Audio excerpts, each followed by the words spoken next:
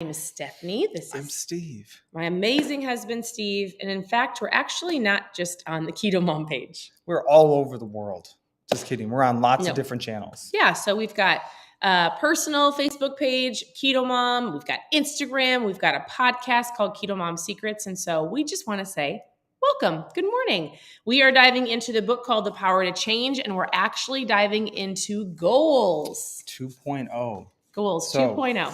The question is, are you training or are you trying? No, we're not there yet. Oh, I'm just so excited to talk about that. He actually Maybe my audiobook is different. I think so. Did you skip? No, 2.0? No. Look what that says. That's just the label. I know. So I just read the label. Look at. He's actually ahead of everybody. It's going to be great. So as you're tuning in. Pull it back. I apologize. As you're tuning in, where are you tuning in from? It's March 1st. If you're listening to this live, it's March 1st. It's a new month. Super exciting. Why? I don't know. I love a new week. I love a new month. I think it's exciting. If anybody has been waiting, it's this time. They'll be like, I'll start on the 1st. Sometimes people say, I'll start on Monday, right? So if that was you, today's your day. It's interesting how much environments play a big impact on your mindset. Because last night it was snowing, and yesterday afternoon it was really nice out, and it's tricky, right? And so last night I was like, oh, the snow. I have to wait more time. But guess what? This morning it's already dripping off the roof. Everything's melting. I say all of that just to say I am excited to get outside because I want to start training. I got this big mud run coming up, and my whole family, when I booked it, they said, you can't do it. You can't run 15K. It's true. You can't do obstacle courses. And now it's going to be a gigantic mud pit outside. And I just need the snow to go down just a little bit more. And when it goes down a little bit more, then I can put in the training. I can put in the work. We also have a treadmill up there you can use. That's so fake. All right. So we have been going through this book for a week.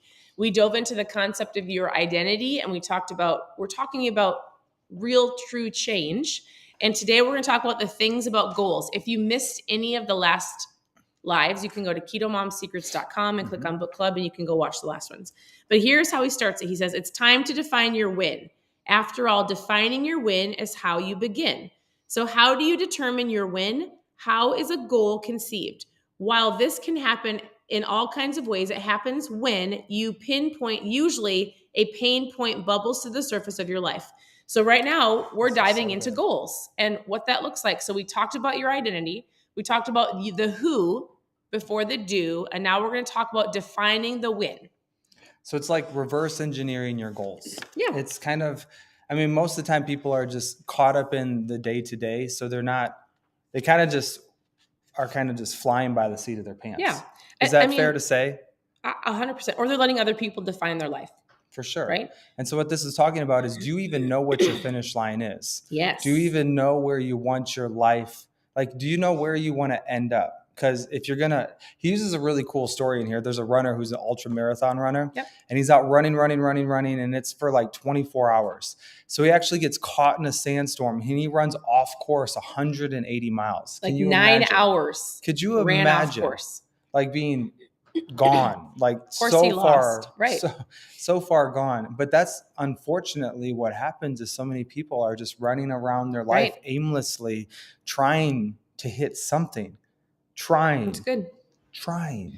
He also gave his own idea. He just said, hey, a win that I needed to define was, he defined that he needed to spend more time with his kids. So he says defining a win to create a moment of extraordinary impact with his kids. That was his defining. He goes, I need to define this. And it was, to create moments of extraordinary impact with his kids. He didn't want to miss the moments or the opportunities. So he shares a ton of stories. You liked it so much, you underlined it twice. Right. It's important. Well, he said this step is vital to create real change. Defining your win is how you begin. Now, he says defining your win is not, I repeat, not how you win. Like if you're writing out a goal, we've talked about this, you can listen to videos and books and you can gather all the information and you can have an idea. You might even have a vision board. We talked about that. We talked about that in September. We talked about that in January. We did a whole vision board in December. And guess what? If it's taped to your wall or somewhere in your room and you've got these defined goals, that's not actually how you win. That's a start, right? So defining the win is not how you win, but it's how you begin. You create a goal, and the goals are great. So because goals give you direction. Do you feel like you have direction? It's good. That'd be a question for you. Like, do you feel like today, being a brand new month, it's the first of the month of March, do you feel like you have direction in your life? Right. Because the beautiful thing is goals give you direction. Your outcome of where you want to end up gives you direction of where you want to go. Right. It says everyone is running, but some are running aimlessly. He shares Bible stories, he shares other stories, and he just talks about different people's lives. And without direction, their boss defines their life, their parents define their life. He goes, if you don't have specific direction for your life and goals, guess what? It's going to be easy to fall down. Excuse me. It's going to be easy to fall trapped to. Would you like some of my water? No, I have my own. I just have to grab it. Okay. It's the smoke in the house that hasn't left yet. What? So that was like 5 days ago. It doesn't matter. You know what? That's why I had such a hard time this winter. It sticks in the house. We need to open up the windows. Good thing we do hard things. Yeah. All right. Obviously, she's 40. She still does whatever she wants. I will never have another fire in the fireplace. Yeah. For the rest of the existence of this home. So because of that, I feel like we're going to have to sell the house. Define the win. We're moving to Florida. Got to get a place that has a gas fireplace. I guess that's just the reality of it. All right. This house is for sale. If you're interested, just send me a message. I'm just kidding. All right, here, this is extremely helpful. So a lot of people are like, well, I don't really necessarily know where to start when defining a win. But here are some really good buckets to start thinking through. These would be buckets of your life. We kind of call it like your Kazone wheel. It's your wheel of life, the different spokes. So think about what a win is in your relationship with God, what a win is in your marriage, what a win is in parenting, what a win is with relationships with others or those people you call friends. Define what a win is in your career. Can you define what a win is in your finances? And this one's key because this is why I believe a lot of people end up finding KetoMom and they think they have to do the keto diet, which is not what it's all about. But in your life, define a win in your physical health. Now, you might be thinking, wow, that's a lot of work. Sure is. I would encourage you to spend some time today and think about those categories and write down a sentence about what a win is in each one of those categories. And what's beautiful is as we continue to go through this book, we're going to be able to take steps and implement systems to put into place to actually hit those goals, to hit those wins that you're defining. So he actually says you cannot do what you don't define. And he says you don't want to be overwhelmed. So you could write a step for each one of those, or you could take one step at a time. So define one win. He defined one win with his kids. He defined one win that he was spending.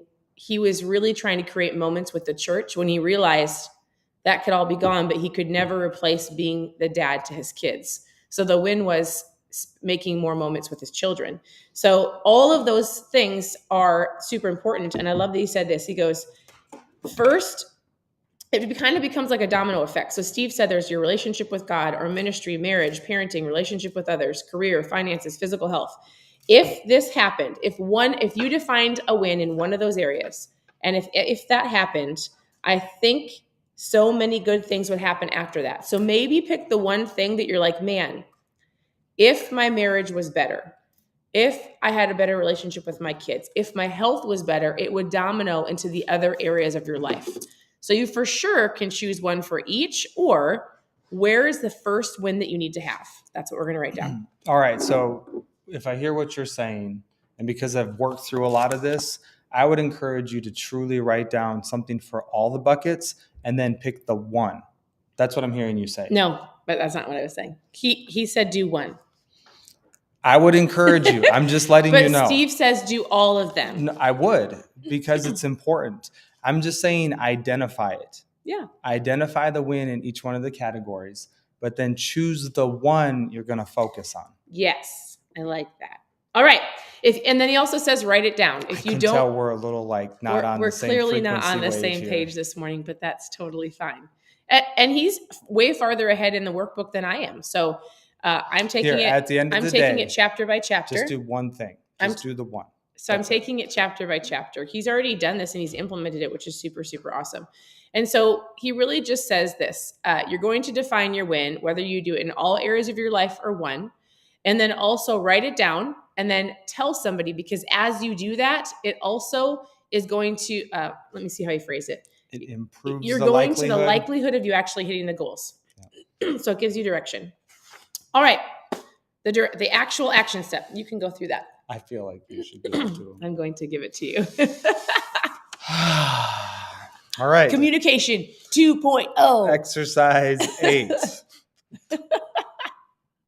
I hope this has been of value to you. If it is, and if you've identified what the thing is that you want to identify today. You know what's great? This is a kind of a big deal. It really is a big deal. No, what actually is really great is, interestingly enough, that in general, communication is key. And so it doesn't, whatever you're going through in life, usually, like we often say, I'll say something and he says something, and then it's completely different than what I heard or what he said.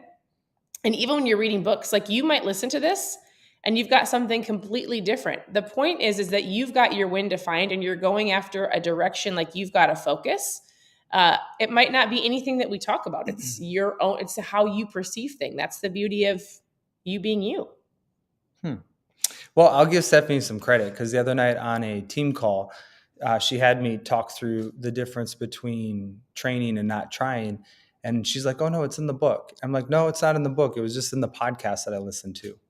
And actually it's in chapter 2. It was in the book. And I was like, it was in the book. Because I was on part 5 working through it, I forgot that it was in chapter 2. Maybe we should do some marriage tips about talking about communication. I say all of that just to say that sometimes in your life, you may have gone through it, or you think like you may have already heard it, but sometimes it doesn't always resonate with what you have to do, put into play.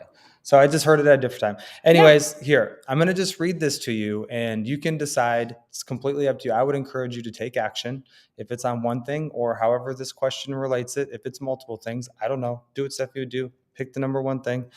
The primary aspects of my life where I need to establish a win are, and it gives examples, but you can only choose one. Okay. So your examples are your marriage, your career, your relationship with God, your health, your finances, and your parenting. What's going to be the one thing you're going to choose to define a win in? We can start with one, and then you can add Don't do any more than one, but just choose one. Hi, meet my husband. Have you noticed his sarcasm? I'm going to call it out because I actually hate sarcasm. All right. Using the areas of your life in which you want to establish a win, work through the next part of the exercise to define it. We need some. Refer back to my examples at the beginning of the chapter if needed. All right. That's why it's so important to have the book, so you can go back and read it all. Yes. Or just rewind back and listen to Stephanie. We might have to do this one again tomorrow. You can repeat this pattern for each win you want to establish. If you need more than fewer than 3 steps, feel free to list whatever it takes. So my new win is 2. You have to define the win. Did you do this in your workbook? It's somewhere in here, but it's interesting. Like the workbook is super detailed out. So I'm trying to find where this actual example or principle is exercised in this book. And I didn't find it this morning, and we have to get going because we have a doctor's appointment. The point is this. We're talking about goals, and you might have been like, wait, we talked about our identity. The first part is knowing who you are before the do. The next part is we're going to define a goal so you're not just running a race with no end in mind. The point is you've got to know what the end is. Otherwise, you can't even win. He shared Bible verses in here, how even biblically it says, run the race to win.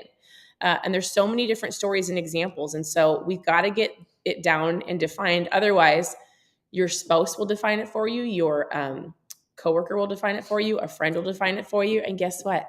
Then you just fall to the level of what everybody else has for you without actually truly pursuing your own purpose and what God has called you to do. So on behalf of everybody that I'm talking to today, I'm sorry for being sarcastic. Thanks. So let's knock out this last one. So now that you've established what your new win is using what you've written down, your one thing that you've written down, state your goal and who you will tell for support. So why is it so important for support? Well, because if you write things down and you tell other people, you're more likely, super closely likely to be able to hit those goals and go after that focus. If you don't, you just tell somebody else, you can easily let yourself off the hook. All right. And I think what would be great is tomorrow when we do our next live, we're going to share with you our wins of what we're defining and who we're sharing it with, which will be all of you to hold us accountable. Does that sound good? Yes. All right. So defining your win is how you begin. Write down your goal and tell somebody. All right. Thank you for tuning in. Your presence matters. Thanks for watching us walk through some marriage communication challenges that we can overcome.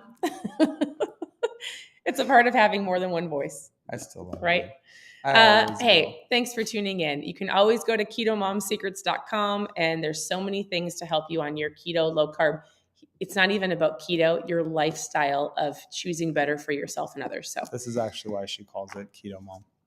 But yes. So I drink ketones, don't eat keto, but we appreciate you. Reach out with questions. I hope you guys have a great day. We'll talk to you soon.